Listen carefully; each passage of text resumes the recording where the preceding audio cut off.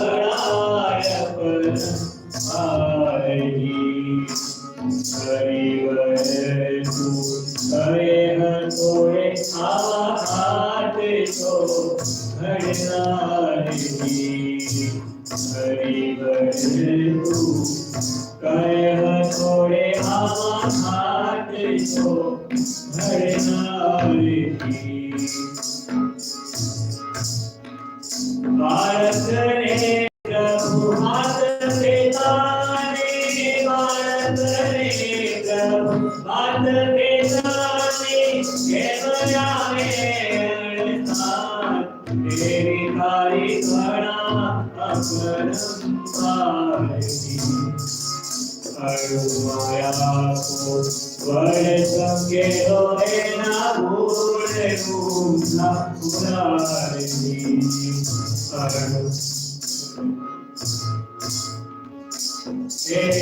अरुमाया को वर संगे रोए ना भूले भूला पुरारी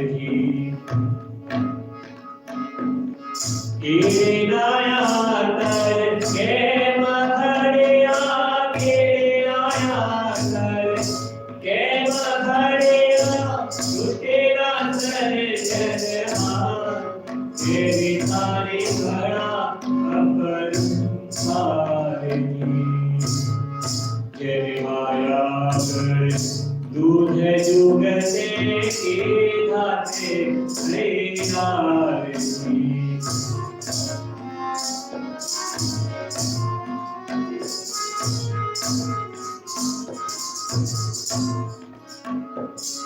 जननाया कर दूध जुगते की भाते तैयारी मोरे नाई नाम रक्त मोहन मोरे नाई नाम रक्त मोहन केम मोया गिरधार तेरी सारी घड़ा अपरंपारही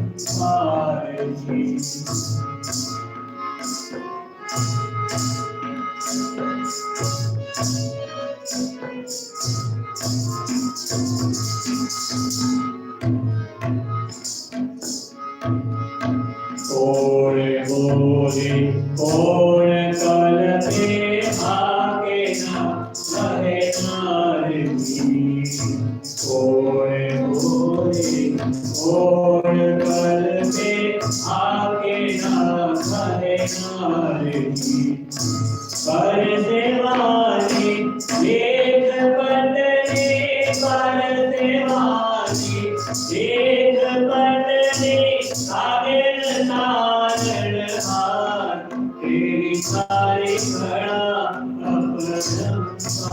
अपरंपारही अणु अणुमा ईश्वर तारो आते से घड़तारही अणु हार तेरी सारी घड़ा अपरंपारही घड़ाय परंपारे मनाएगा पहुँचे नहीं तेरी सारी घड़ा अपरंपारही तेरी सारी घड़ा अपरंपारही याद स्वामी महाराज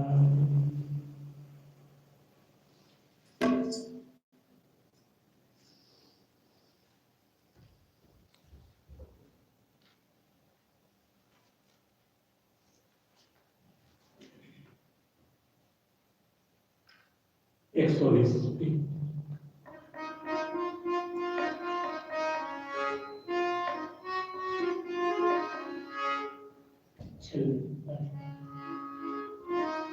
जन्म सुधारो देहो मारो जन्म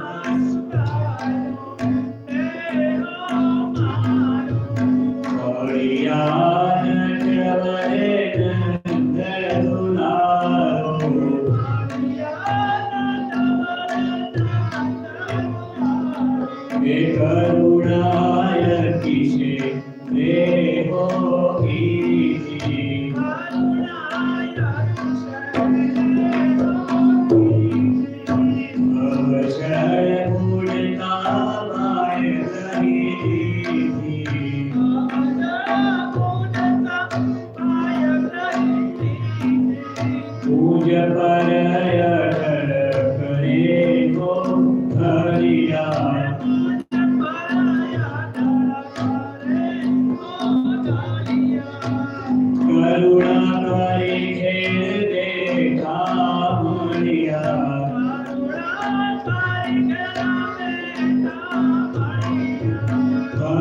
दृढ़ करी रे हो मुरारी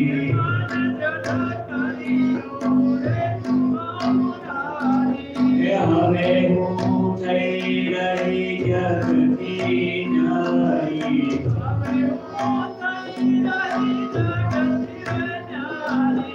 आनंद उर्वा रे हो भारी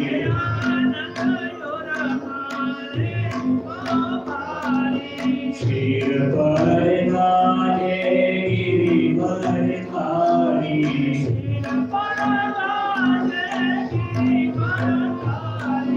वीर भेदो बदले हो भागी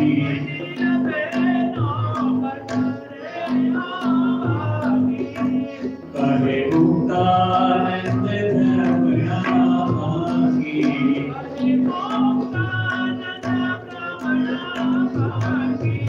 कहे मुक्तानंद धर्मना भागी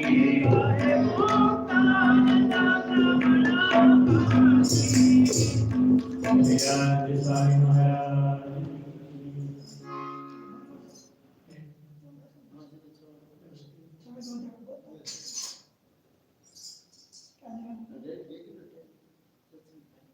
रामानंद स्वामी धाम में गया रामानंद स्वामी धाम में गया रामानंद स्वामी शिष्य એટલે પછી સંશય આ જુવાનને બિહાર દીધો છે સ્વામી ગાદીએ દર્શન કાઢીને શું છે ભગવાન છે કે આપણે સમાધિ કરાવે છે પછી રામાનંદ સ્વામી દર્શન આપ્યા આખા વારમાં દર્શન આપ્યા ને અને કીધું કે આજ જે અમે તો ડુબી વગાડનારા હતા હવે ભજવનારા હાથ છે એ જ ભગવાન છે અમે તો મારી જવા તો અનંત મુક્તો એની સેવામાં છે અને પછી સ્વામીએ આ પદો છે જન્મ સુધાર્યો રે મુક્તાનંદ બ્રહ્મણા ભાગી આ બ્રહ્મણા હતી કે આ ભગવાન છે કે નહીં એવા ભાગી ગઈ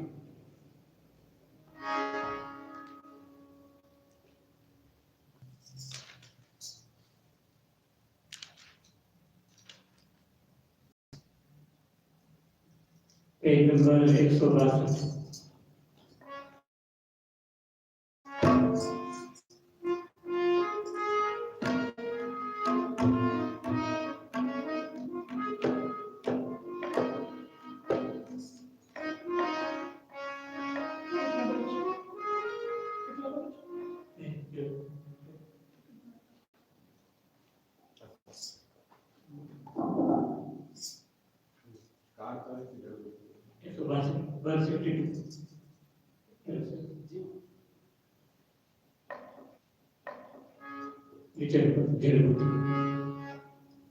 जड़ बुद्धि जी जड़ बुद्धि जी ओ जाना परवाना अविचल आविया जड़ बुद्धि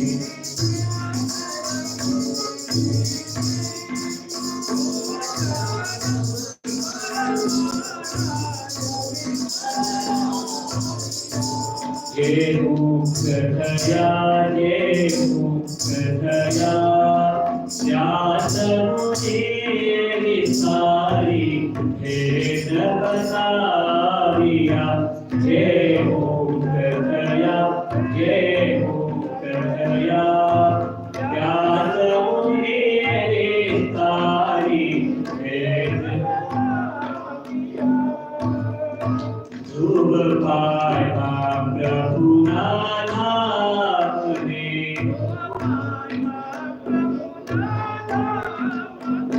तेरे दया कपट छल नाम ने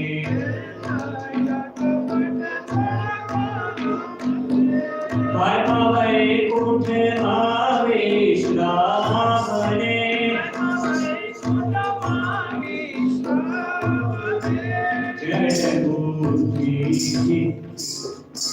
जड़ बुद्धि ओ जाना परवाना अविचल आविया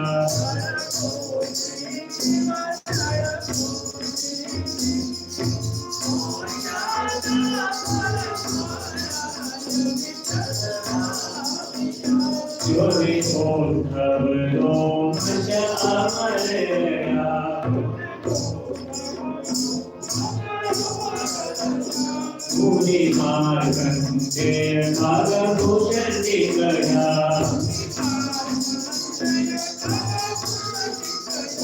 हरे कृष्ण कल्प प्रभु बीते गया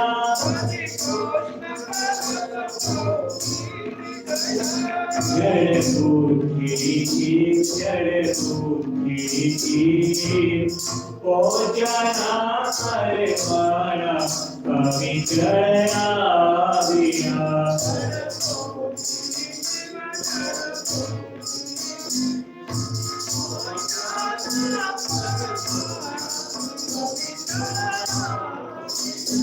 संसारिक नारद सरलपति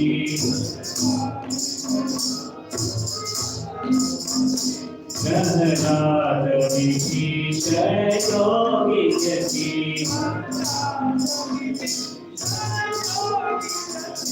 जेणे पुरुषोत्तम ने की महापति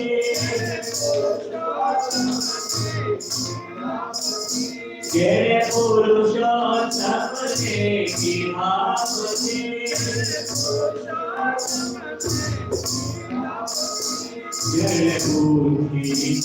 जड़ बुद्धि पहुँचना परमाणा पवित्र आविया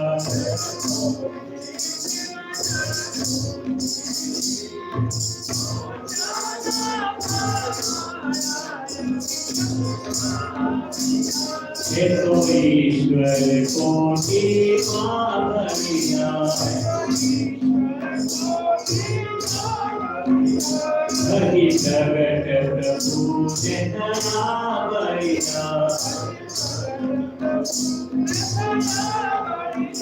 जय देवानंद नो स्वामी बलिया जय देवानंद नो स्वामी बलिया पवित्र आविया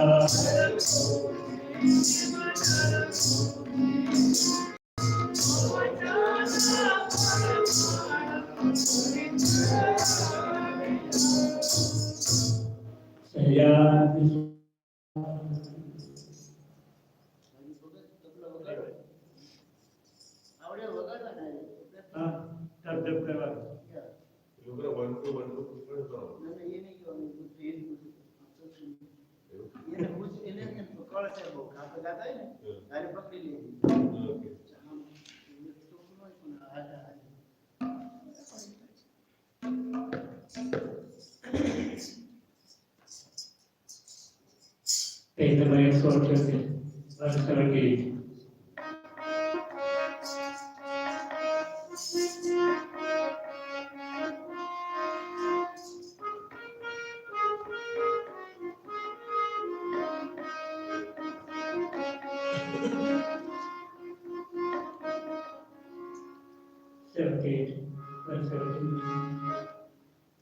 हे राजे गढ़पुर महाराजे राजे गढ़पुर महाराज पूर्ण ब्रह्म पद मात महाजो राजे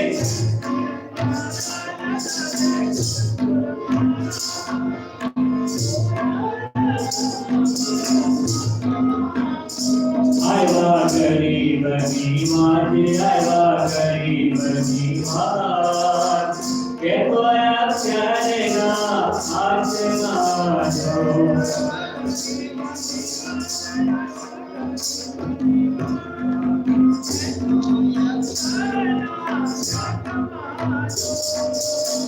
हे छायो प्रबलस आप करो प्रबलस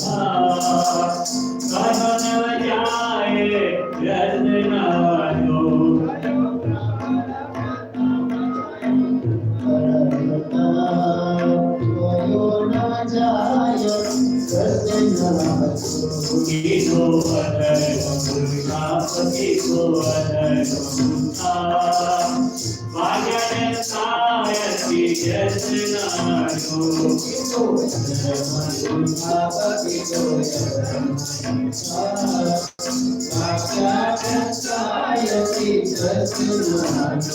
माया तूर पार माया तूर पार काम तो धारिक भगवान माया तूर पार माया तूर पार काम तो धारिक भगवान हे तूरे तूरे नरे नार तूरे तूरे नरे नार तेरे आगे सौ नागरा सुरया सुरया नार सुरया सुरया तेरे आगे सौ नागरा निमंत्रण पंचने मागे पंचने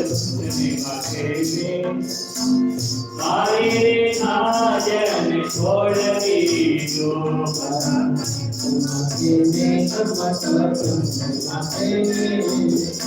आए नाजन छोड़ दी जो मुड़ा पैक गुरु मुड़ा पैक गुरु आया महंत ने छोड़ दी तो मुड़ा पैक गुरु मुड़ा पैक गुरु आया महंत ने छोड़ दी तो अभी परचाय रूप अभी परचाय रूप माइक मत ने उठाया तो अभी परचाय रूप अभी परचाय रूप माइक मत ने उठाया तो जीव माया जन्म रूप जीव माया जन्म रूप जठारन से देखा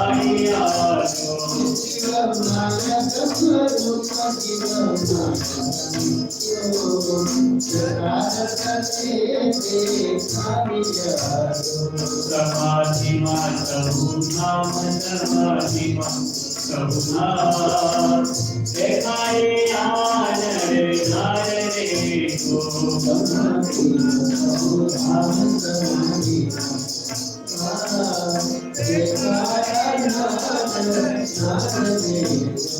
एवा सर्जन श्याम एवा सर्जन श्याम प्रगटा प्रेमा संस्कार राधे गणपुर महाराज राधे गणपुर महाराज पूर्ण ब्रह्म पर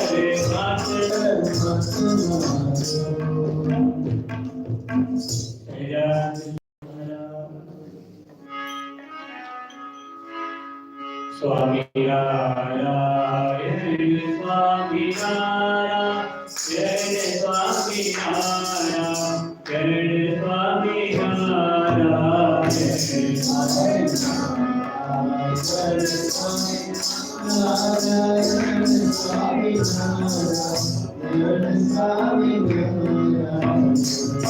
स्वामी नारायण स्वामी नारायण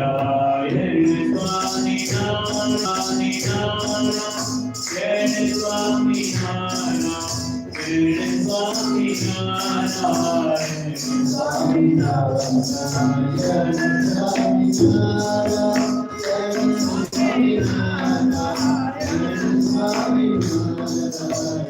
स्वामी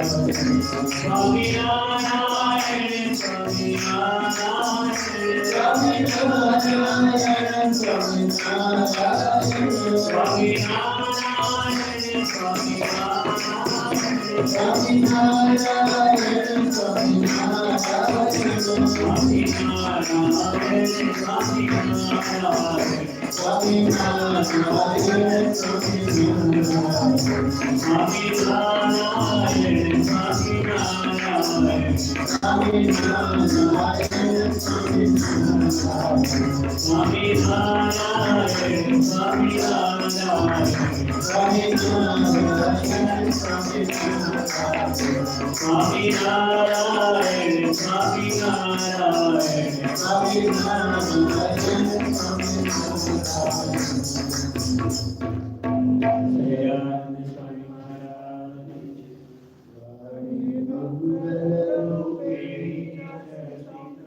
यस्यास्ति मे मंगलम् नेत्रे मंगलते च दोषितम् गुणाम्बरम्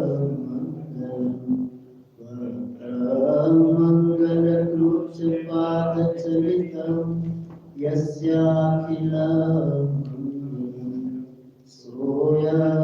मंगलमूर्तिराश्रितो नित्यं प्रिया ओमयमतारिणे श्री स्वामी नारायण नमो नमः ओम श्री हरि कृष्णाय नमो नमः ओम श्री पूर्ण पुरुषोत्तमाय नमो नमः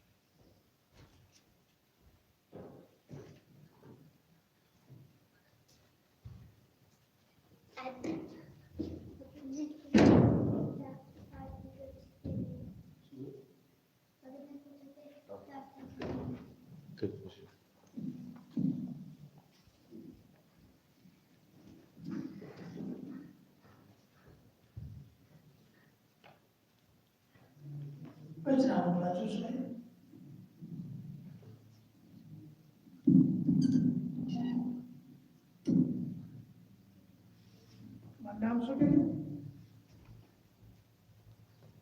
તમારું નામ નમસ્કાર રમેશભાઈ રામજીભાઈ રાઠોડ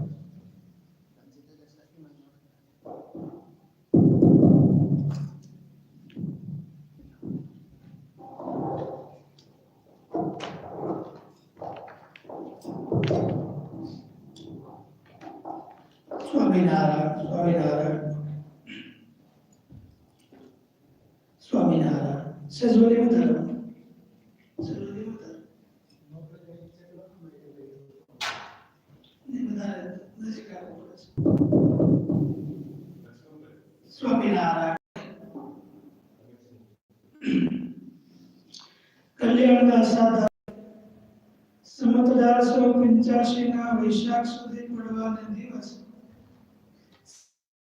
ચડીને શ્રી લક્ષ્મી વાડીએ પધાર્યા હતા અને તે વાડીની મધ્યે જે ઓટો તે ઉપર વિરાજમાન થયા હતા ને સર્વ શ્વેત વસ્ત્ર ધારણ કર્યા હતા અને પોતાના મુખારવિંદની આગળ મુનિ તથા દેશ દેશના હરિભક્તની સભા ભરાઈને બેઠી હતી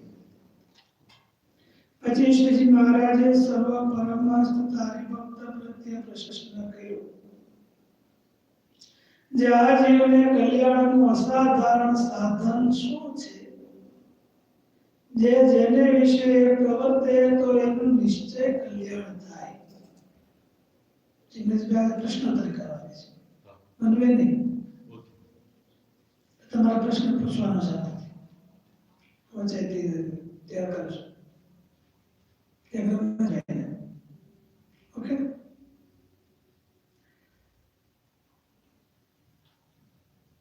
પછી શ્રીજી મહારાજે સર્વ પરમહંસ હરિભક્ત પ્રત્યે પ્રશ્ન કર્યો જે આ જીવને કલ્યાણનું અસાધારણ સાધન શું છે જે જેને વિશે પ્રવર્તે તો એનું નિશ્ચય કલ્યાણ થાય કલ્યાણનું સાધારણ સાધન એમાં પ્રવર્તે તો એનું કલ્યાણ નિશ્ચય થાય આપણે આપણું કલ્યાણ કરવું છે ને તો પછી આ જાણવું જોઈશે. ના કરવું. નિશ્ચય તો એ ભગવાન કહે છે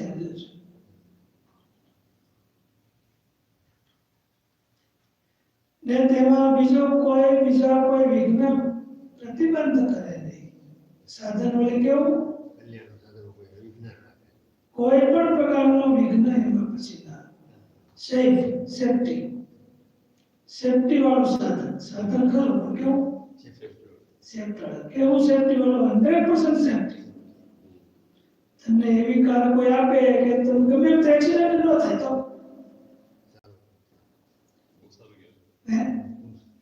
ગેરંટી કે આ કારને 10 વર્ષ એક્સિડન્ટ થાય જ નહીં તો ગમે તે આગળ ન થાય તો કેવું થાય એકદમ ચિંતામુક્ત થઈ જાય. એમ ભગવાન એમ કહે છે કે નિશ્ચય એમનું કલ્યાણ થાય ને એમાં કોઈ પ્રકારનું વિઘ્ન નથી. છે ને સારું છે ને તમે દાદા કે એવું જ નામ છે જો સરસ અત્યંત સારું. જિગ્નેશભાઈ કલ્યાણ કરવા માટે જ આપણે આવીએ છીએ ને દર્શનમાં. તો ભગવાન કહે છે કે નિશ્ચય કલ્યાણ થાય અને કોઈ પ્રકારનો વિઘ્ન એમાં આવે નહીં. બરાબર સારું છે. તે કહો તથા એવા કલ્યાણના સાધનમાં મોટું વિઘ્ન શું છે જેને કરીને તેમાંથી નિશ્ચય પડી જાય છે. કોઈ પ્રકારનો વિઘ્ન ન થાય એવું સાધન ભગવાન કહે અમે કહીએ છીએ. પણ એમાં એવું કયું વિઘ્ન છે કે વળી એમાં પાછું ડિસ્ટર્બન્સ રૂપ થતું હોય.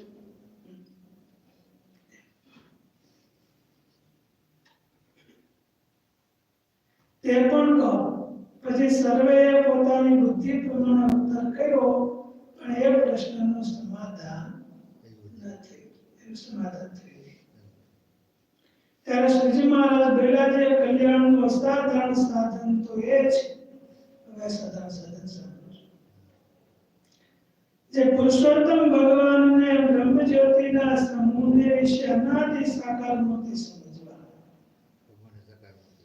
શું કીધું ભગવાનને સાકાર મૂર્તિ સમજ. જિગ્નેશભાઈ શું કીધું ભગવાન કેવા વાંચો જાણો.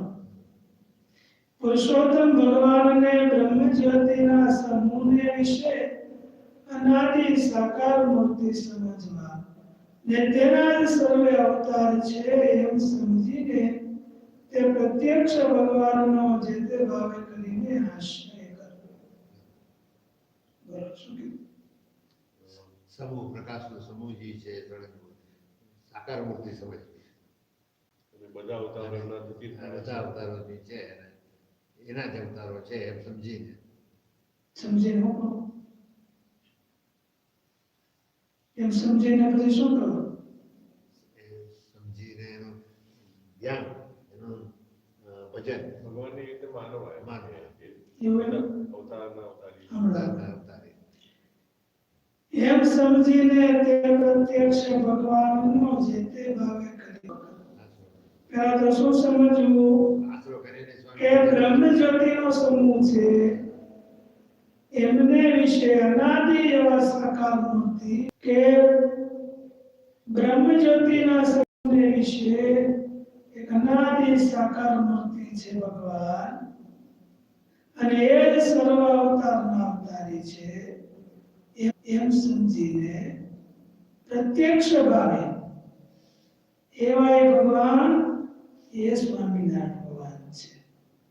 બ્રહ્મ જ્યોતિ પ્રકાશનો પુંજી છે એ બ્રહ્મ જ્યોતિ એવાથી આશરો એમનો આશરો ભગવાનજી છે એમનો આશરો જે છે એમાંથી બ્રહ્મ જ્યોતિ ઉત્પન્ન થાય છે અને એ બ્રહ્મ જ્યોતિનો આપણે એવા ભગવાનનો આપણે આશરો કરીએ છીએ કરવાનો એ બધું એવું નથી. તો બ્રહ્મ જ્યોતિનો સમૂહ છે એમને વિશે ભગવાન બેઠા છે. બ્રહ્મ જ્યોતિનો સમૂહ છે એમાં ભગવાન બેઠા બેઠા છે. છે. હા. એમનો એ ભગવાન છે એ જ બધા અવતારને ધારણ કરનારા છે અને એ જ ભગવાન કોણ છે? આ પ્રત્યક્ષ સ્વામિનારાયણ બેઠા છે. સ્વામિનારાયણ બેઠા છે કોણ છે?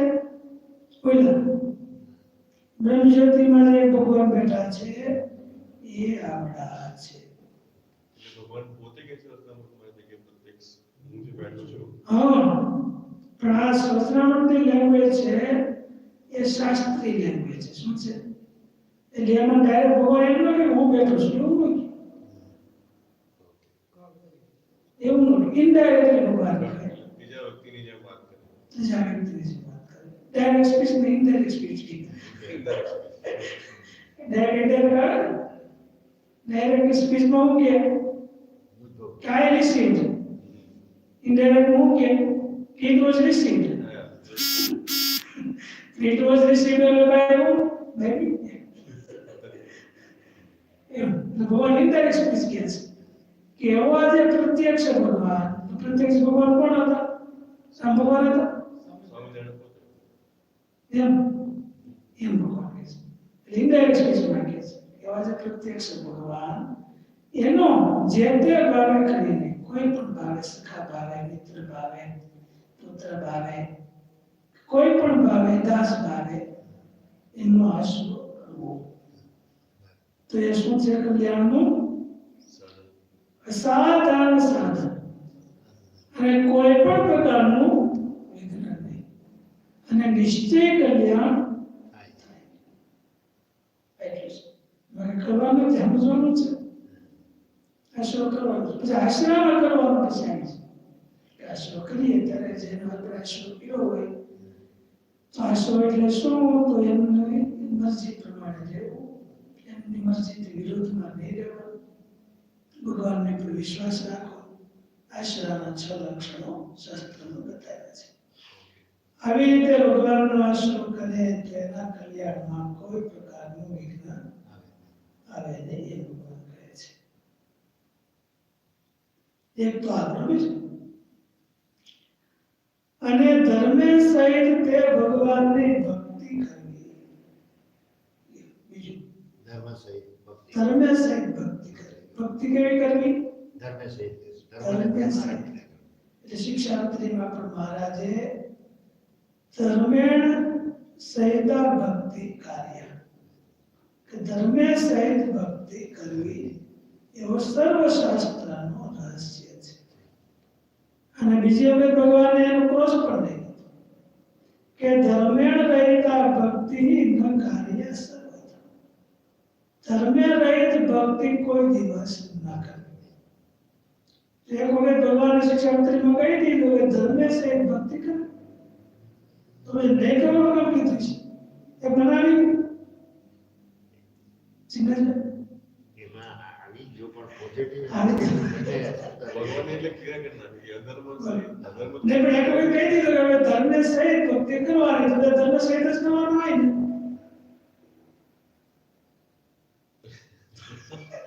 એટલી નાની શિક્ષા હતી બરોબર કેવળ વસ્તુ 62 શ્લોકમાં ભગવાનને પૂરું કરવા પછી 12 પૂરું કરવાનું હતું એટલે તમામ શાસ્ત્રનો સાર એમાં લખવાનો હતો તે વખત એમ કીધું કે ધર્મે સહિત ભક્તિ કરવી રહિત ભક્તિ ક્યારે ન કરવી તો બેમાંથી એક સ્ટેટમેન્ટ કહી દીધો કે આ પોઝિટિવ કે નેગેટિવ તો ચાલે છે ન ચાલે છે ના એ ના ચાલે કેમ ઓમાં ઘણી છૂટછાટ રહી ધર્મ સહિત કરવી હા બરાબર છે હા રહિતનું જે છે એવા ધર્મ ઘણા બધા હોય શ્રદ્ધા હોય બીજું બધું હોય હા એટલે ભગવાનની સાથે જે આત્મીયતાપણું જે છે એ સહિત ભક્તિ કરવી એટલે એને ઓપોઝિટ સાઈડ ધર્મ રહિત નહીં અને તેમે ભગવાન સંતોષ બાજી હમણાં હજી બે માં સંતોષ ત્રીજી વખત આવે છો ત્રીજી વખત ભગવાન પાછું લીધું કે સધર્મ ભક્તે રવણનો વિધાતા ને પાછું પૂછે સેવા શ્લોકમાં ભગવાને કીધું કે અમારે આ શિક્ષણ કેવી છે અમે ભગવાનને પ્રાર્થના કરીએ છીએ કે તમે અમારા ધર્મે સહિત ભક્તનું રક્ષણ કરજો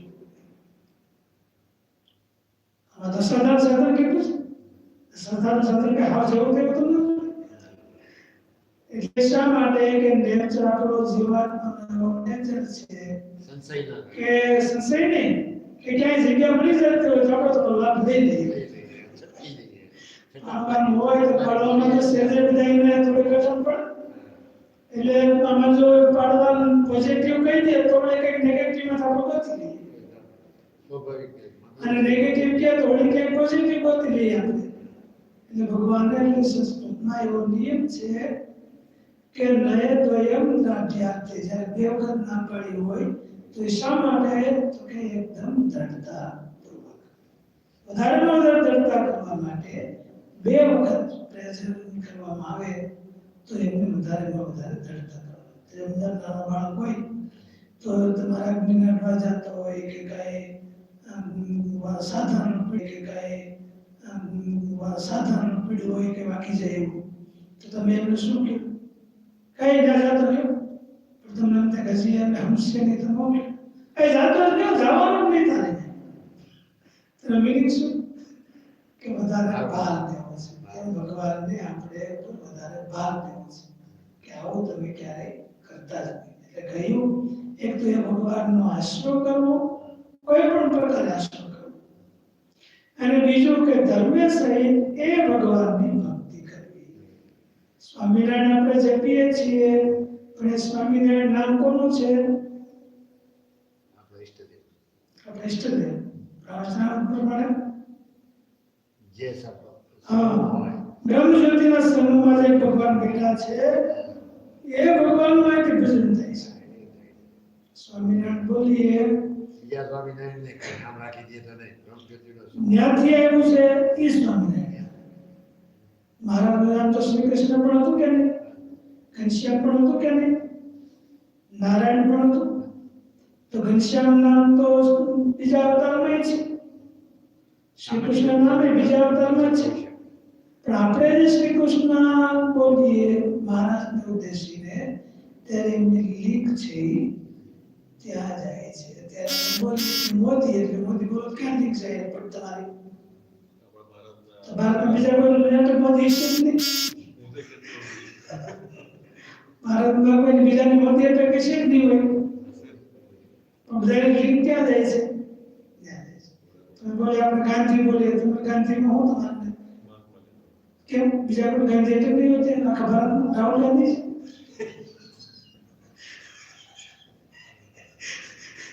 પ્રગટ છે તો ન્યાય લિંક ના જાય, કારણ કે બધાએ રૂઢિ ઉલટ બંધાઈ ગઈ છે, રૂઢિ ત્યાં આવી ગઈ છે. એમ આપણે સ્વામિનારાયણ બોલીએ ત્યારે આપણી લિંક ક્યાં જવી જોઈએ? બ્રહ્મ જ્યોતિના સમૂહમાં જે ભગવાન છે એ ભગવાનનું હું ભજન કરું છું. એમ જો કરે તો એમને કોઈ પ્રકારનું વિઘ્ન થાય નહીં.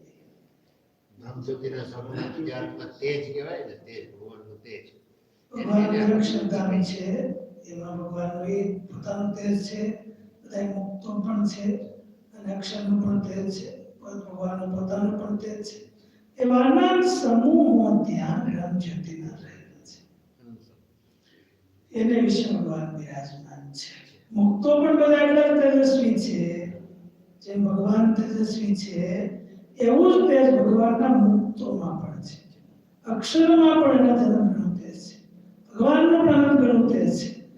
ત્યાં જે બધું છે નિષ્કુળાનંદ સ્વામીએ લખ્યું છે સપ્તપદીમાં, તેજ તેજાદિયા તેજયમ પાગલ તેજો માયા, અક્ષરધામના વર્ણનમાં કર્યું છે. તો આવી રીતે એ ભગવાન છે. આપણે એટલું ધ્યાન રાખો, જે અક્ષરધામ છે ત્યાં શું છે એ કલ્પના કરવા માટે કે ત્યાં બ્રહ્મ જ્યોતિઓના સમૂહ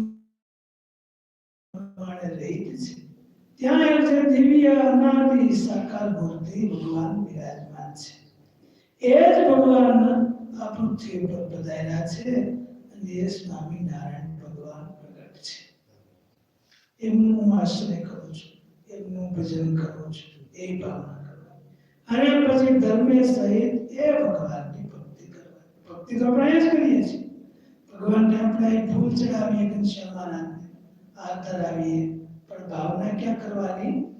કે આ ભગવાન છે એમને હું અર્પણ કરું છું, થાળ ધરાવું છું, એમને કીર્તન કરું છું, એમને પોઢાડું છું, જગાડું છું. એવી જેટલી ભાવનાઓથી એટલો એને વધારેમાં વધારે ફાયદો થાય છે.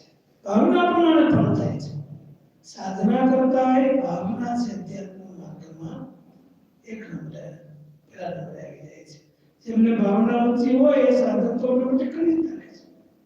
એટલે ભગવાન કહે છે ભગવાનની ભક્તિ ધર્મે સહિત કરવી. ને તેવી ભક્તિ યુક્ત જે સાધુ તેનો સંગ કરવો નિયત ભક્તિ પુષ્ટ થાય એમનો દિવસે દિવસે વધારો થાય દૃઢતા થાય એટલે એવા જે સંત હોય કે જે આવી રીતે ભક્તિ કરતા હોય તો એ સંત છે એમનો સમાગમ કરો આ જે કલ્યાણનું અસાધારણ સાધન છે અને એમાં બીજા કોઈ વિઘ્ન પ્રતિબંધ કરતા નથી એટલે ત્રણ વસ્તુ એક તો બ્રહ્મ જ્યોતિના સંબંધ વિશે અનાદિ સાકાર મૂર્તિ સાકાર મૂર્તિ છે એવા જે ભગવાન સર્વકાવતારના અવતારી છે એ જ આ પ્રત્યક્ષ શ્રીજી મહારાજ છે એવા ભાવથી આશ્રય કરવો ધર્મ સહિત ભક્તિ કરવી અને એ ભક્તિ જેનામાં હોય એવી એમનો સંગ કરવો આ કલ્યાણનું અસાધારણ સાધન છે અને એમાં બીજા કોઈ વિઘ્ન પ્રતિબંધ કરતા નથી યાદ રાખજો મિત્ર બરાબર ક્યાં ત્રણ વસ્તુ તો પહેલી વસ્તુ તો એ છે કે જે બ્રહ્મ જ્યોતિની વચ્ચે બિરાજમાન છે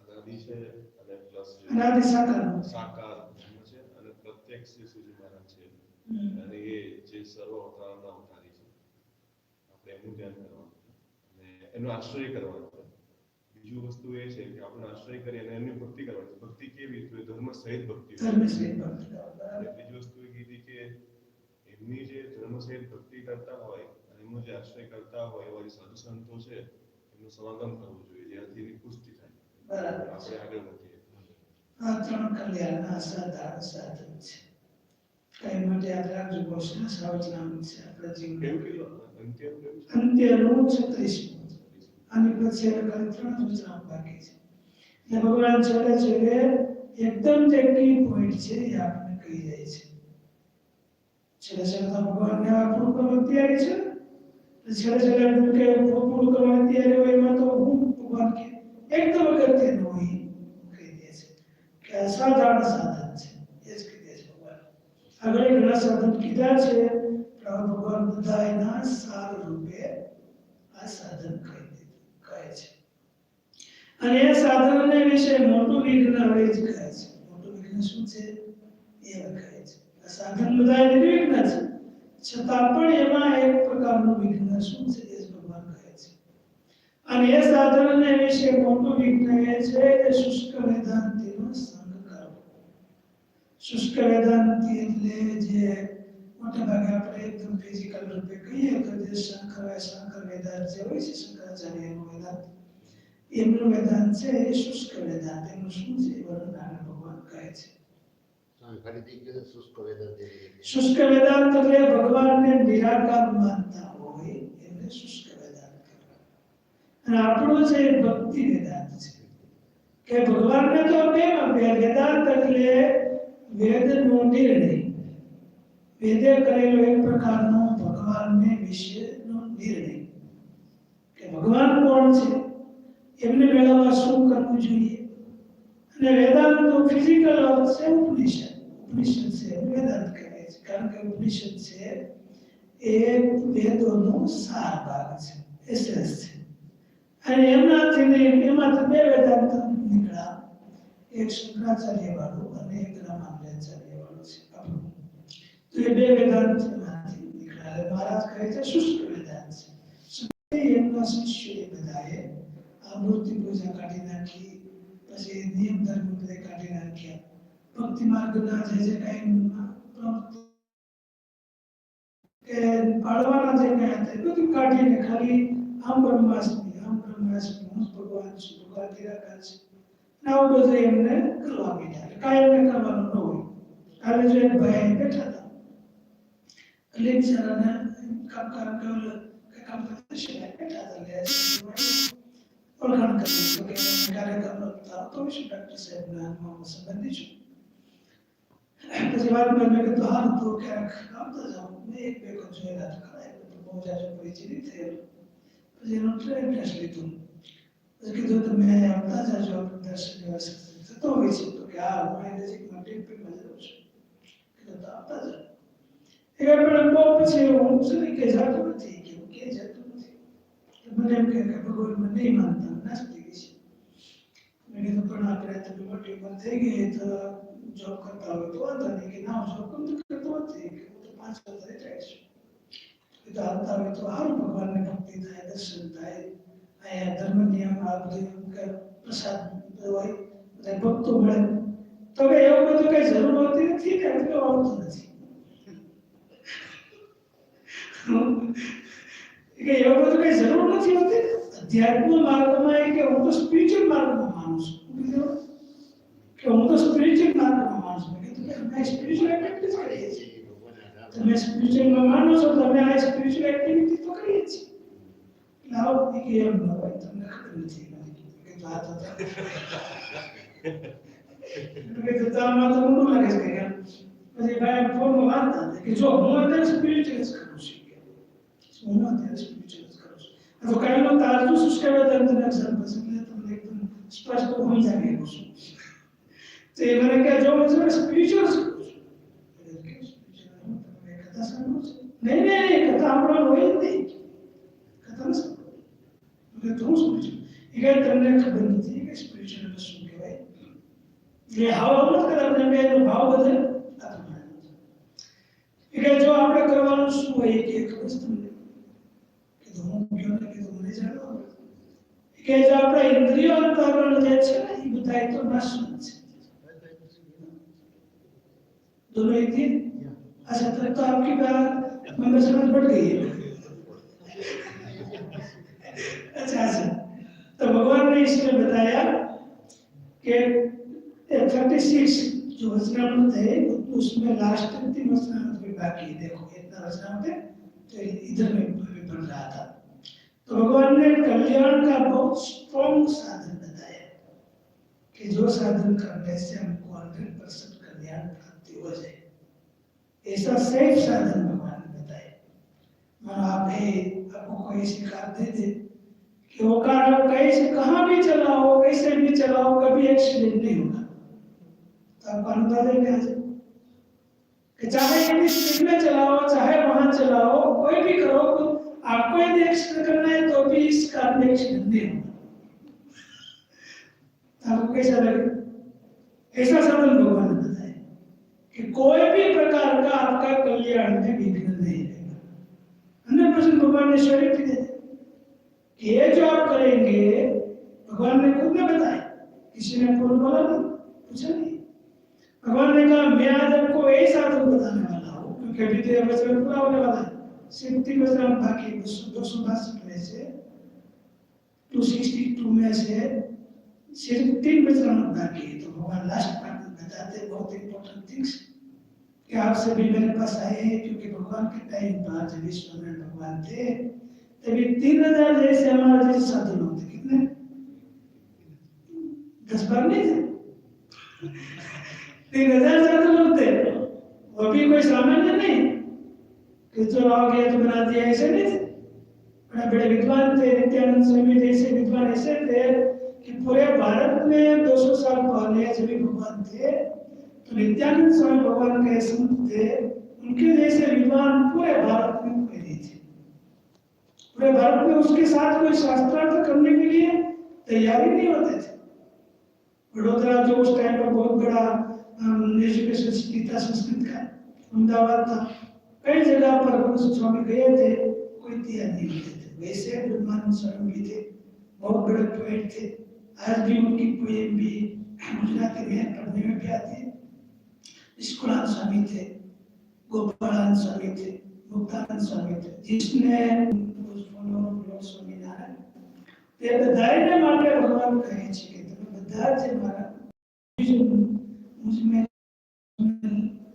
अपडेट हुए हैं वो सब क्यों हुए हैं क्योंकि आपको कल्याण चाहिए ये लोग ऐसे थे कि इस लोग की इतनी आवश्यकता नहीं थी दादा का चलते जीवा का चलते जो सुनाखा चलते वो सभी तो बड़े बड़े राजा थे कई गांव के ओनर थे तो उनको कोई ऐसा नहीं था कि खाने के लिए आ जाते थे ऐसा नहीं था वहां सिर्फ कल्याण के लिए आते थे भगवान ने कहा जो आप कल्याण के लिए इधर आए तो मैं आज आपको ऐसा एक साधन बताता हूँ कि आपका 100% कल्याण हो जाएंगे और इसमें कोई भी प्रकार का विघ्न भी नहीं रहेगा तो उसमें भगवान ने 3 बात बताई कि एक तो भगवान का जो अक्षरधाम है उसका डिटेल में वर्णन तो कभी करेंगे क्योंकि डिटेल में वर्णन ज्यादा होता है, लेकिन जो भगवान का जो दिव्य धाम है जो प्रकृति के पार है, आज का साइंस तो अभी थोड़ा किलोमीटर तक ही पहुंचे, लेकिन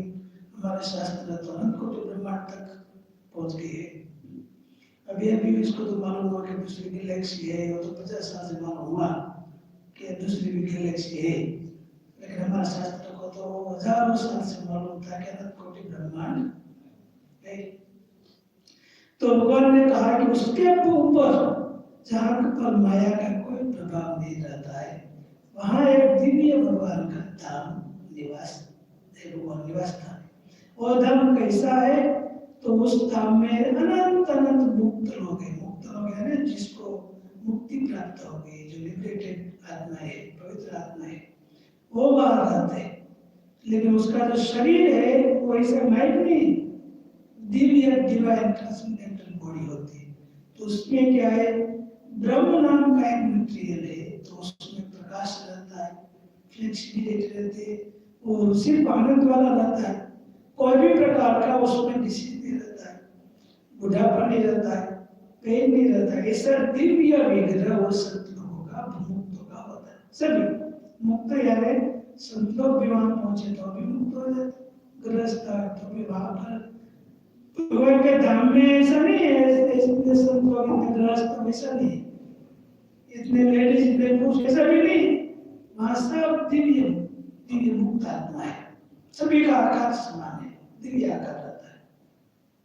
तो वहां सभी जो मुक्त है उनके शरीर में से प्रकाश निकलता है, इतना प्रकाश कि करोड़ों सूर्य जितना प्रकाश होता है, फिर भी वो प्रकाश बहुत शांत होता है, गर्मी नहीं देता, ठंडक देता है, अच्छा प्रकाश रहता है। भगवान ने एग्जाम्पल दिया है वचनामृत में कि अक्षरधाम कैसा है, तो भगवान ने बताया हमको समझ में आया ऐसा एग्जाम्पल कि पूरी पृथ्वी, सारी पृथ्वी, उसमें माउंटेन भी आ जाते, नदियां भी आ जाती, वृक्ष भी आ जाते, मकान भी आ जाते, मनुष्य भी आ जाते, पशु पक्षी, सारी सृष्टि यदि कांच की हो, कांच की यानी ग्लास की, जो झूमर लगाते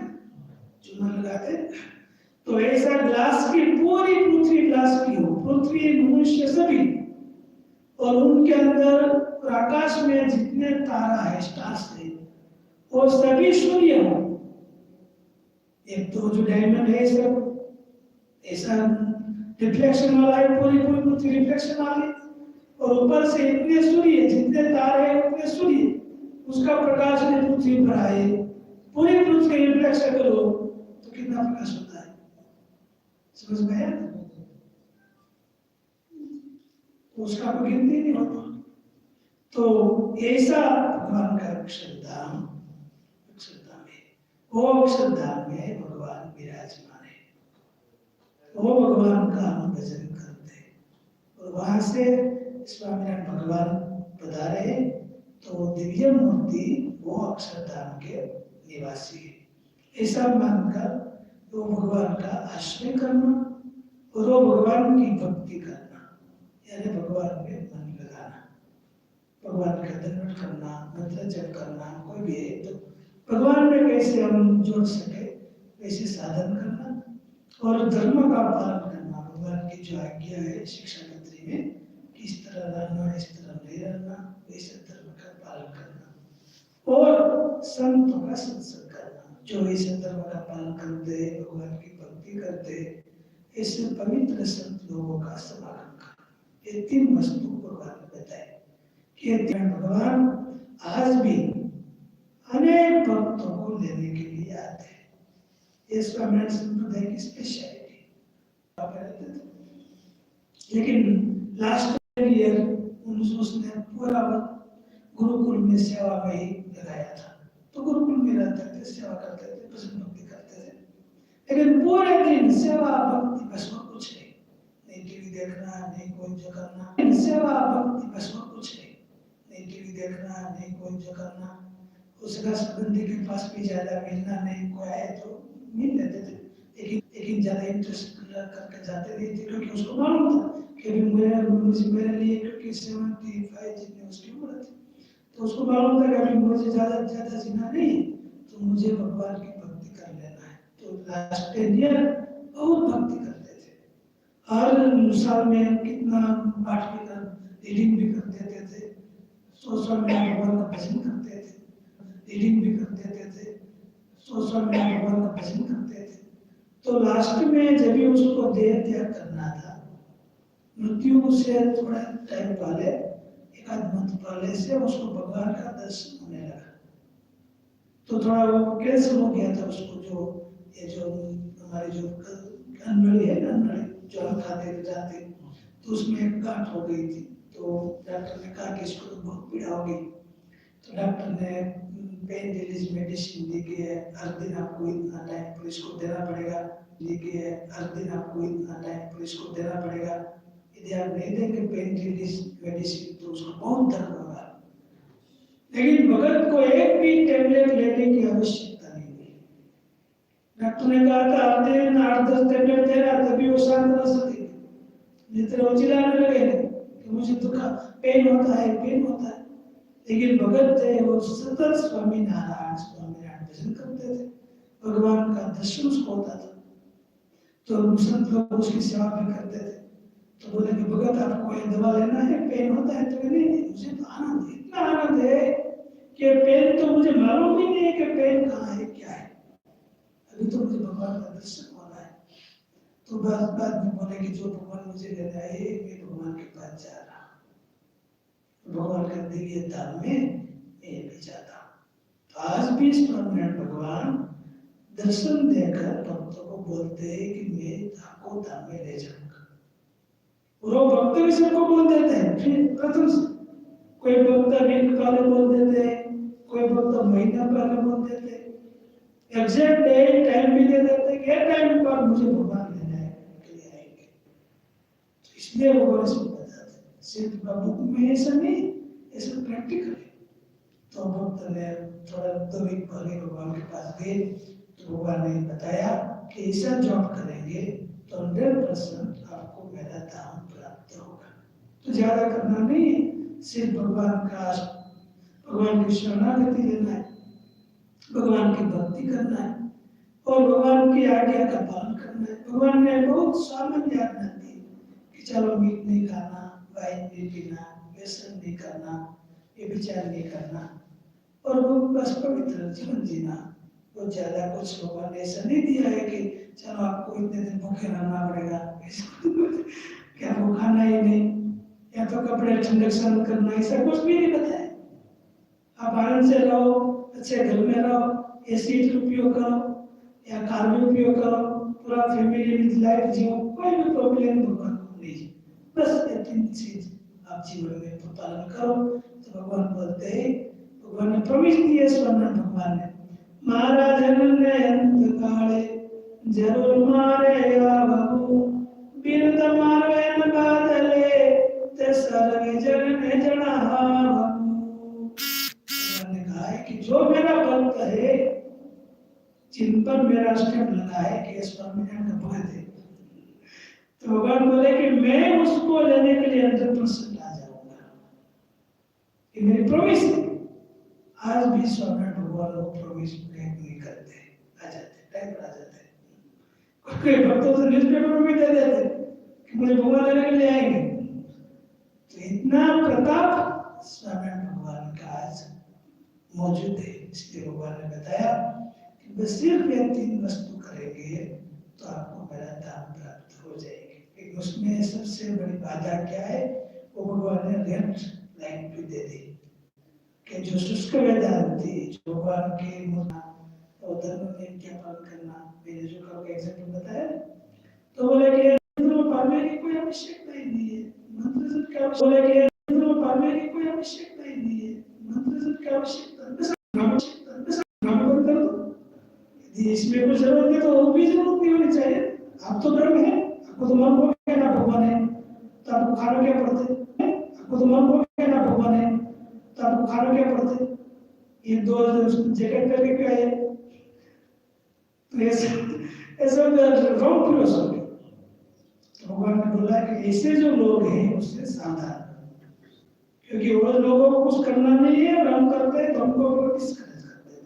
तो भगवान ने बोला इतना थोड़ा सा नेचर है वो आपको क्या रखे, कभी कोई बोलेगा ये भगवान पाकर नहीं है, भगवान का धाम नहीं है और हम ही भगवान है, कभी कोई बोलेगा ये भगवान पाकर नहीं है, भगवान का धाम नहीं है और हम ही भगवान है, तो बड़ी बहुत बड़ी गलती है। तो भगवान ने बोला कि ऐसा कोई बोले तो उससे सावधान रहना, उससे दूर रहना।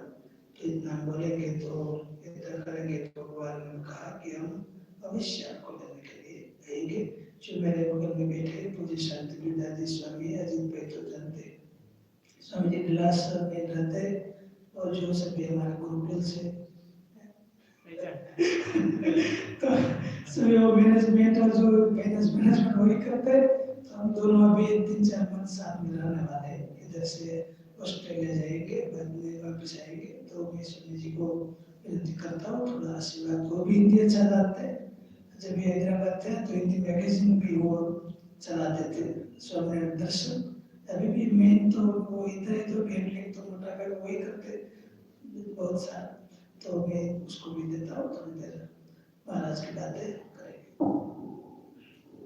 આપણે સ્વામી આજે ભગવાનનો જે તેજનો સમુજી છે રહ્યો જ્યોતિનો એમાં કોન્સન્ટ્રેટ કરવા માટે ભગવાને 18ના વચનામૃતમાં જે પંચ વિષયનો ત્યાગ કરવો ये धर्म में એ કરે તો જ આમાં પ્રોત્સાહન મળે, नहीं ये करे तो તમે સ્ટડી તો તમે આમાં પ્રોત્સાહન મળે, આ વસ્તુને પ્રોત્સાહન તો જ મળે.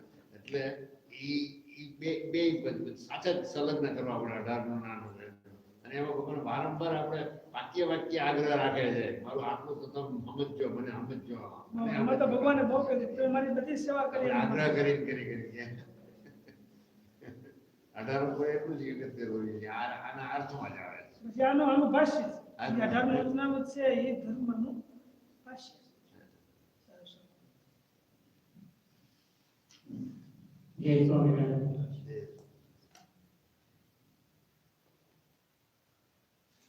भगवान के पास हम सबको जाना, यहाँ रहना,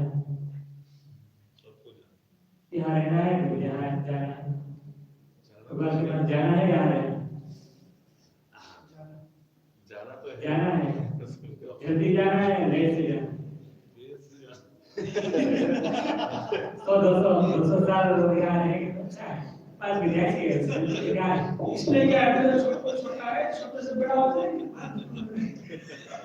बात में देखिए मनन भी छोटा है, छोटा है। हाँ तो रहेंगे, बाद में तो वहाँ ही जाना है। पता तो उनको है कब जाना है, हम तो अपनी तो खत्म ही नहीं होगी हमारी तो वहाँ जाने के लिए क्या करना है उसके साधन महाराज ने बताए। सबसे इफेक्टिव साधन तो भगवान की भक्ति, भगवान का शरणागति। बालक है तो उनको अपने माता पिता की शरणागति होती है। उनको होता है कि मेरे बगल में जो रहते हैं ना वो बिलियनर है, फिर भी मुझे टॉयलेट देने वाले हैं और कोई और नहीं, मुझे सुखी करेंगे तो कौन करेंगे? ये जो मेरे पापा हैं, मेरे मम्मी हैं और उसको 100,000 की जॉब है, कोई बात और एवरी 10-20-50 बिलियन बनाते हैं, फिर भी वो मेरे लिए नहीं, मेरे लिए कौन है? मेरे। तो इसी प्रकार हमको भी भगवान की शरणागति, मुझे सुख देंगे या दुख देंगे, कौन देंगे? ये भगवान उसकी रक्षा करते हैं, उसको इस लोक में भी सुखी करते हैं और जब उसका अंतकाल आता है तो भगवान अपने धाम में ले जाकर आगे सुखी करते हैं। किंतु उसके वो क्या बोलते हैं उसको, घृति रहनी, घृति रहनी चाहिए। वो जो घृति रहती है, वो क्या है? वो भगवान की शरणागति, भगवान की रक्षा करती है, उसको इस लोक में भी सुखी करते हैं और जब उसका अंतकाल आता है तो भगवान अपने धाम में ले जाकर आगे सुखी करते हैं। किंतु उसके हमको भी भक्ति है क्यों? अगर अगल बगल में कुछ भी प्रॉब्लम नहीं है, इसलिए रेगुलर स्मूथली चला जाना है हमारा संसार व्यवहार, इसलिए भक्ति। यदि कुछ विक्षेप आएगा, विक्षेप में अभी जॉब अच्छी है, घर परिवार सभी हैं, अभी जॉब चली गई या बिजनेस करते हैं तो बिजनेस में घाटा है, पैसा सब चला गया, तब क्या होगा? तब क्या होगा? यदि हमारी भक्ति बराबर पक्की है तो भगवान में जुड़े रहेंगे, नहीं तो ये सारी जिंदगी मैंने इसकी भक्ति की किंतु मेरे जीवन में ये ऐसा दुख आया, तो भगवान काम देगा? मेरे दुख न मिटा है तो भगवान काम, उनसे अच्छा है दूसरे भगवान को पकड़। हमारा तो बहुत ऐसे बोलिए एक तो दूसरे बहुत से भगवान है, किंतु भगवान का जो आश्रय इसको शरणागति बोलते हैं, और चलो वो माता पिता उसको मारे जाके, आजकल तो मारते नहीं, जानते नहीं, किंतु पुराने जमाने में हम तो छोटे थे तो क्या होता था, दिखा देते थे जोर से, तो मारेंगे कुछ भी करेंगे, फिर भी वो लड़का वो मेरे मम्मी पापा मेरे पापा सुख देंगे, एक को कभी प्रॉब्लम आता है तो भगवान का बच्चा मारते हैं और परीक्षा करते हैं। माता पिता है अपने बच्चे को कोई मारते हैं तो क्या उसके प्रति उसको द्वेष होता है? द्वेष नहीं होता, उसके प्रति प्यार होता है कि उसका जीवन, उसके उसके नेचर, उसका स्वभाव बिगड़ने जा रहे हैं, वो सुखी बने, इसलिए उसको डांटते। छोटा बच्चा है तो कुछ दीपक है, दिया चलता है, उसको तो मालूम नहीं तो पकड़ने जाता है, तो माता पिता क्या करते उसको तो लड़ता है, नहीं पकड़ने दो पकड़ने दो। माता पिता को मालूम है कि वो पकड़ेगा ना तो दुखी होगा, इसलिए वो रोता है, उसको नहीं अच्छा लगता, फिर उसको नहीं करते। इसी प्रकार भगवान हमें हमको कभी दुख देते तभी भी हमें भगवान के प्रति विश्वास, भगवान की शरणागति उसको छोड़ना चाहिए। एक वक्त थे गुजरात में एक छोटा सा गाँव था, गाँव का नाम था आबा।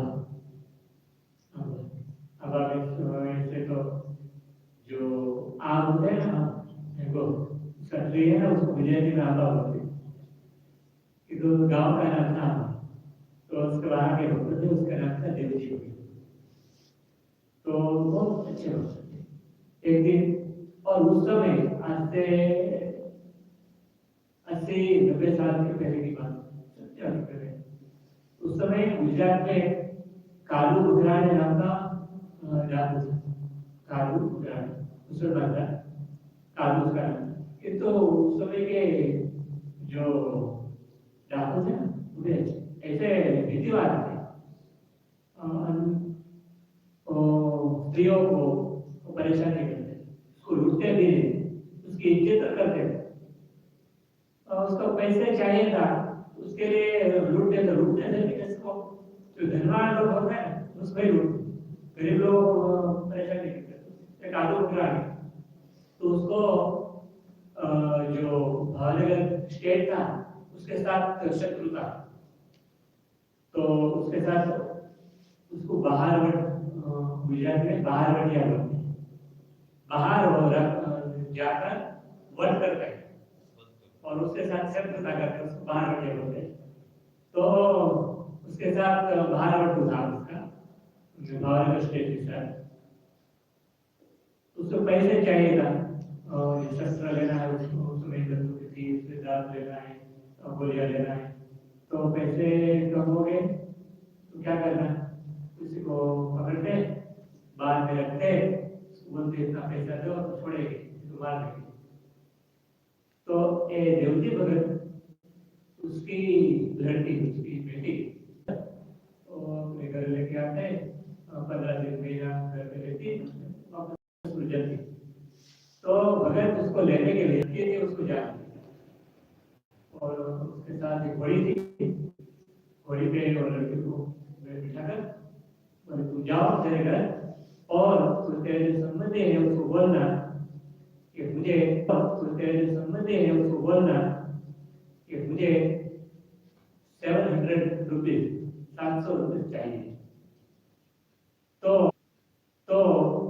3 दिन में 700 रुपीज इस जगह का नाम दे, इस जगह पहुंचा देना जहाँ महाभारत में तो मोबाइल तो है ना, महाभारत में वो खड़ा होगा और जो उसको नहीं मिलेगा पैसा तो तेरा बाप है उसको मार तो लड़की बेटी तो बेचारी घबराती चली गई। कल खा लिएगा उसको कुछ प्रॉब्लम ना आए तो पीछे उसके हाथ को भी भेजे, बीच में इसको ना आए तो पीछे उसके हाथ को भी भेजे, बीच में इसको लड़के को कोई प्रॉब्लम ना आए। चली गई देव भगत को लेकर उसका जो अड्डा था वहाँ आए।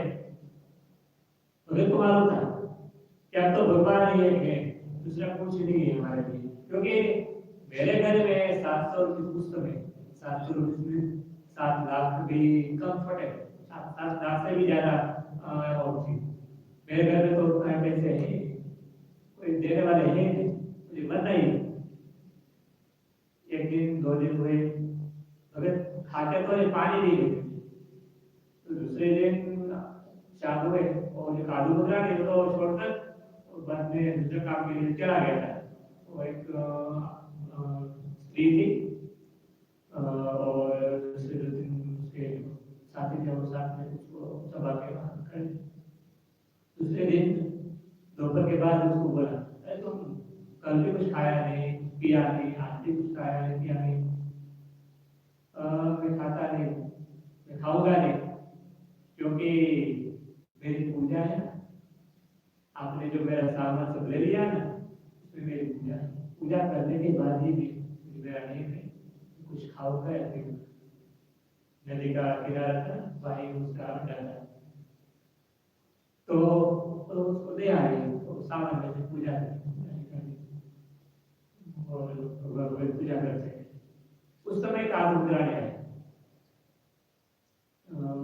हुआ था तो लड़ाई करने गए थे और स्टेट के सैनिक भी आए थे। इस समय साइड से कादू मुद्राने और उसके साथ सब आए थे तो उसको लड़ाई हुई और कादू मुद्राने का जो भाई था वो मारा, उसका गुस्सा आया अरे मेरा, और वो तो शूरवीर था, मेरा भाई मारा गया और यहाँ अड्डे में आया तो भगत को देखा चिल्लाया इसको छुड़ाने के लिए कोई आया नहीं, पैसा आया नहीं, बोले तलवार निकाले मार दो, क्योंकि वो गुस्सा तो था। तभी जो उसकी वो स्त्री थी उसकी पत्नी तो नहीं थी लेकिन तो करने वाला काम था, नशा करने वाली थी, तो जो थी स्त्री तो उसके मन में पूजा तो भगवान ने उसके मन में प्रवेश किया और दूर से चिल्लाए रहने दो, तू मारना नहीं, तुमको मारना है ना तो कल मार, आज नहीं। अभी ऐसा भी खा रहे हैं कि तो स्त्रियों के पास तो थोड़ा शांत हो जाता है, बात मारती। दूसरा दिन हुआ भगत को तो हुआ आज तो गए सुबह में नदी का किनारा था तो आगे भगवान की पूजा निकाली, भगवान की पूजा की और हाथ में डाला। इस समय भजन कैसा होता है, ऊपर से काम लिखता है कि आज मर जाने वाले हैं और भजन हमारे हाथ में माला है कि ऐसा भजन होता है। दूसरा कुछ याद आता है, कुछ नहीं याद आता, उसे भगवान का चाहते हैं तो एकाग्रता ऐसे भी है। तो भगवान के ऐसे भक्त है तो भगवान को भगवान जो मारना है या मुझे छुड़ाना है बचाना है तेरे हाथ में है, मुझे कोई चिंता नहीं है, यहाँ हूँ सुखी हूँ। आप सुखी क्या है, यदि मर जाऊंगा आपके अक्षरधाम में आना है, मुझे कोई दुख नहीं। किंतु भगवान एक होगा कि लोग ऐसा नहीं आपकी जैसी इच्छा शाम हुई थी, 4 साढ़े 4 बजे होंगे। उस समय श्वेत सफेद वस्त्र पहने थे और ऊपर पगड़ियाँ पहनी थी। उस समय ये लोगों ने भी सोचा कि कुछ आपको आ रहे हैं, लोगों ने भी प्यार की शत्रु हो गए। उस समय उधर से व्हाइट सफेद झंडा लग रहा है, बोले कि हम युद्ध करने नहीं, बातचीत करने आते हैं। एक आदमी को भेजा यहाँ से, कौन है पूछने के लिए, बोला हम जूनागढ़ से आते हैं। जूनागढ़ से उस समय मुस्लिम राजा था नवाब, तो आपका जो भाई उसका मृत्यु हुआ है, तो जूनागढ़ के नवाब ने भेजा है शोक करने के लिए। अच्छा, तो भाई थोड़ी देर बैठे और जाते समय देखा तो भगत पूजा कर रहा था। वो कौन है? और कादूपुरा ने बोला हाँ वो आदमी को पकड़ के आए थे, 700 रुपये चाहिए, उसकी लड़की को भेजा है कि तो आज 3 दिन हो गए, कोई आया नहीं, आज उसको मारने। अच्छा, 700 रुपये के लिए? हाँ 700 रुपये। तो हमको एक आदमी तो किसान लगता है, हमें चाहिए खेत में मजदूरी के लिए काम करने। यदि आपको कोई प्रॉब्लम नहीं तो हमें दे दो, हम आपको 700 रुपये देंगे। अच्छा ले जाओ, हमें तो पैसे चाहिए। तो लोग हैं जो थे उसके पास से चली थी, उससे पैसे निकाले, तो उस समय सिक्के थे ना, 500 रुपीज थे। 500 रुपये तो हमारे पास नगद है, और दूसरे 200 रुपये तो हम कैसे करेंगे? तो जो घोड़े अश्व बड़े होते हैं उसको श्रृंगार किया होता है उस समय, तो उसमें भी चांदी सोने की अलग अलग आभूषण होते हैं, वो सब निकाले, बोले ये लो 200-300 रुपये का होगा, उसको दे दो। ठीक है, जाओ भाई जाओ, तुम इसके साथ भगत उसके साथ गए। भगत तो हुआ, अब इसके रास्ते से तो छूटा, अब ये कौन होगा, कहाँ लेके जाएंगे, क्या होगा? भगत को एक घोड़े पर बिठाया और आगे गए, और जंगल से बाहर निकलने के बाद अच्छा रास्ता आया, और भगत का गांव का जो रास्ता था ना उसको आया, तो वहाँ खड़े रहे, और जो बड़े आदमी थे ना तेजी भगत है ना, आपके गांव जाने वाला रास्ता है, चले जाओ। घोड़े से उतारे, माँ बाप आपको ने कृपा कैसे वहां से मुझे छुड़ाया, आपके साथ लेके जाना नहीं कि हमको लेके जाने, आपको छुड़ाने के लिए। तो आप हैं कौन? आप हैं कौन? आप हैं कौन? उतना बोलते बोलते तो वहां से जो घोड़े वाले थे बदलश हो गए। तभी भगत की आंखों में से अश्रु बनने लगे कि मुझे मेरे जैसे छोटे से पुत्र को जाने के लिए भगवान स्वयं ऐसे वेश लेकर आए और मेरे वेश। तो भगवान तो ऐसे है कि वो अपने भक्त है उसकी परीक्षा करते हैं कि माँ बाप के लिए कभी बात भी लगाते हैं, किंतु उसके बाद में भी प्यार होता है। जैसे माँ बाप की मार में प्यार होता है, उसी प्रकार भगवान के मार में भी प्यार होता है। वो कभी भी अपने भक्त को दुखी नहीं देखना चाहते। कभी हमको थोड़ा सा दुख मिलता है, वो बड़े दुख का निवारण करने के लिए भगवान छोटा सा दुख, किंतु उस समय जब छोटा सा दुख आता है, उस समय हमारी श्रद्धा, हमारी भक्ति, हमारी शरणागति भगवान में अचल रखना, वो बहुत बड़ी बात है। यदि वो अचल रहे तो भगवान बाद में हमको बोलते हैं। पहले हमको हमारे जो बड़े बड़े भक्त थे, नरसिंह मेहता, मीराबाई, तुकाराम जी, वो सब ऐसा बोलते थे कि भगवान कैसे हैं? पहले वो मारते हैं, वो खाल उतारते हैं, खाल बोले तो चमड़ी उतार देते हैं, फिर भी नहीं छोड़ते हैं, तो बाद में उसको निहार करते हैं। तो मीराबाई को कितना दुखाया, तो फिर जहाँ भी संकल्प करते भगवान उसको दे देते। हमारा संकल्प इतना पूरा नहीं करते क्योंकि हमें इतने तो हमारी जो भक्ति है, हमारी श्रद्धा, हमारी शरणागति इसको फिसल नहीं देना चाहिए। तो अवश्य भगवान हमें प्रसन्न होते हैं और हमारी सभी प्रकार से रक्षा करते हैं। सहजानंद स्वामी महाराज श्रीपति श्रीधर सर्वदेश्वर हरि माधवं केशवं कामदं कारणं नीलकंठं भजे सहजानंद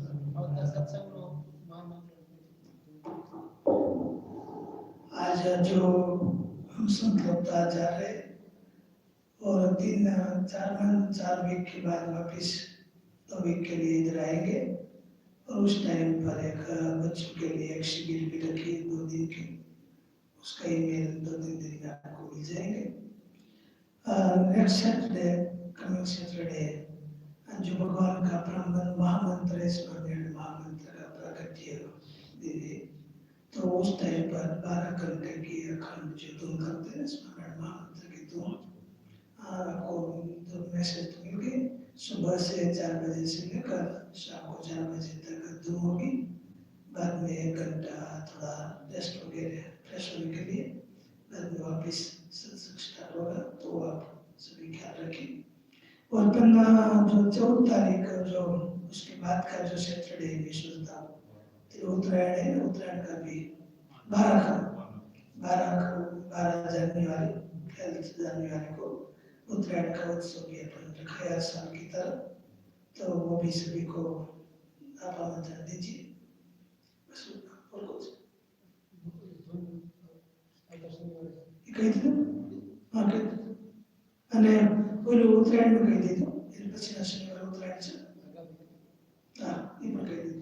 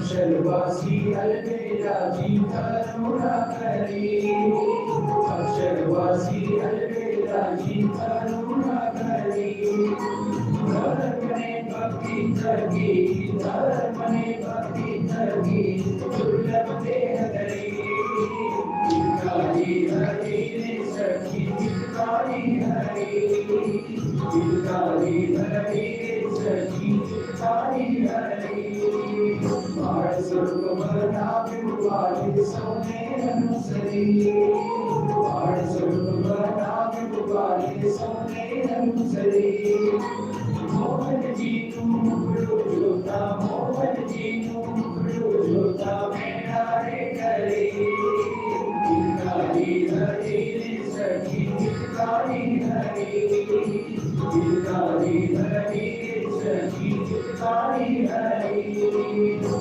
ब्रह्मादिक जेवा जेने भजन प्रेम करे ब्रह्मादिक जेवा जेने भजन प्रेम करे भारत कौन कहावे दे तो भारत कौन कहावे दे तो भागे दूर करे काली हरि ने सखी काली हरि काली हरि सखी काली हरि आशिक जलना काली वालो अंतर ना हरि आशिक जलना काली वालो अंतर ना हरि दयानंद कह निर्भय भाव दयानंद कह निर्भय भाव हे मारो हरि काली हरि सखी काली हरि काली हरि सखी काली हरि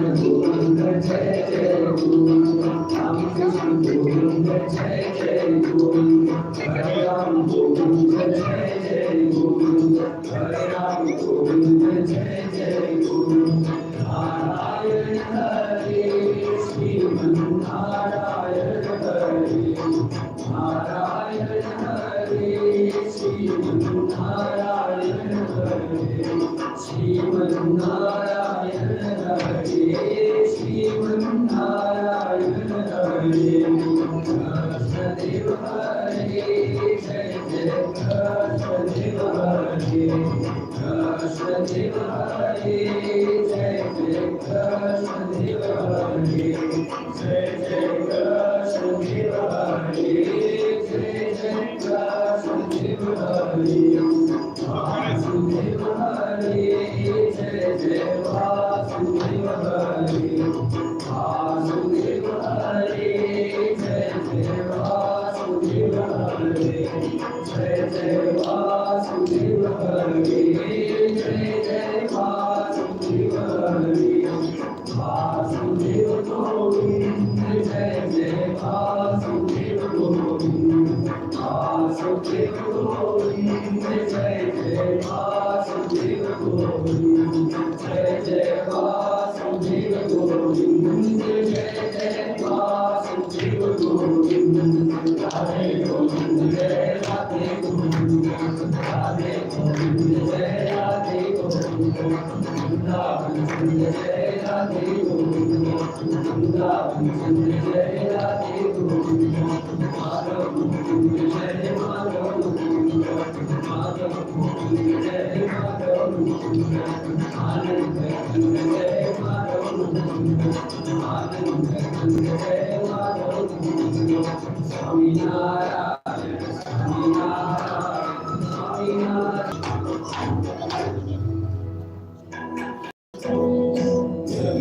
मुक्त समान राधिका कृष्णमहं नमामि शुद्ध हेमोज्ज्वल पीतवस्त्रं सदायुधं च विनापि शस्त्रं प्रतीकृतानि कसुरभिरस्त्रं श्रीराधिका कृष्णमहं नमामि सर्वतीश